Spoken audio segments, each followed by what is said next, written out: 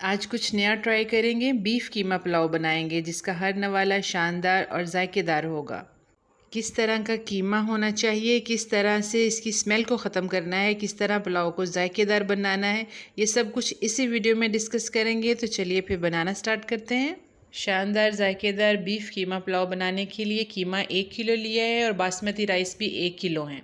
इसमें कुछ टमाटर जाएंगे, जैसे 3 टमाटर हैं, 2 बड़े साइज़ के प्याज हैं, कुछ इसमें पुदीना जाएगा और कुछ हरी मिर्चें जाएंगी। बाकी मैं साथ साथ डिस्कस करूँगी। एक कढ़ाई लेंगे, उसमें 1 कप ही ऑयल डालेंगे, 2 बड़े साइज़ के प्याज रफली काट के डाल लें, इसको लाइट गोल्डन करेंगे। कुछ साबुत मसाले डालेंगे जिसमें काली मिर्च, सफ़ेद ज़ीरा और खुश्क धनिया 1-1 टीस्पून ऐड करेंगे। ये साबुत होने चाहिए। काली इलायची 2, सब्ज़ इलायची 3, दालचीनी की स्टिक डाल देंगे, 2 बादियान का 1 फूल और कड़ी पत्ता 2 से 3 डाल देंगे। अब इसको हम प्याज में ऐड कर देंगे और थोड़ा इसको क्रैकल करेंगे तो बहुत शानदार सी स्मेल और जायका बन जाएगा चावलों में। प्याज को लाइट ब्राउन करेंगे, साथ ही मसाले भी बहुत अच्छे से फ्राई हो जाएंगे। फिर हम इसके अंदर बीफ का कीमा बारीक पिसा हुआ डालेंगे।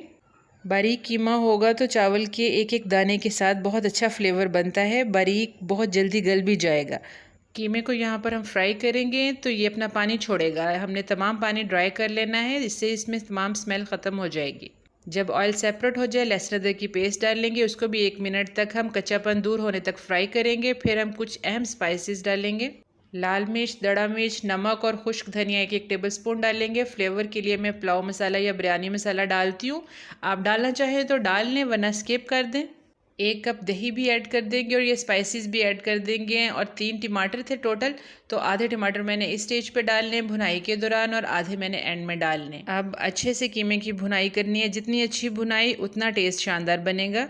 अब इसमें पानी डाल देंगे 1 कप और कीमे को गलाएंगे स्लो हीट पर। 15 से 20 मिनट लगेंगे। जब कीमा गल जाए, ऑयल सेपरेट हो जाए, फिर हम इसके अंदर फ्लेवर के लिए सोया सॉस या सिरका ऐड कर सकते हैं। 1-1 खाने का चम्मच में दोनों चीज़ें डालती हूँ। अब इसमें चावलों के हिसाब से पानी डालेंगे।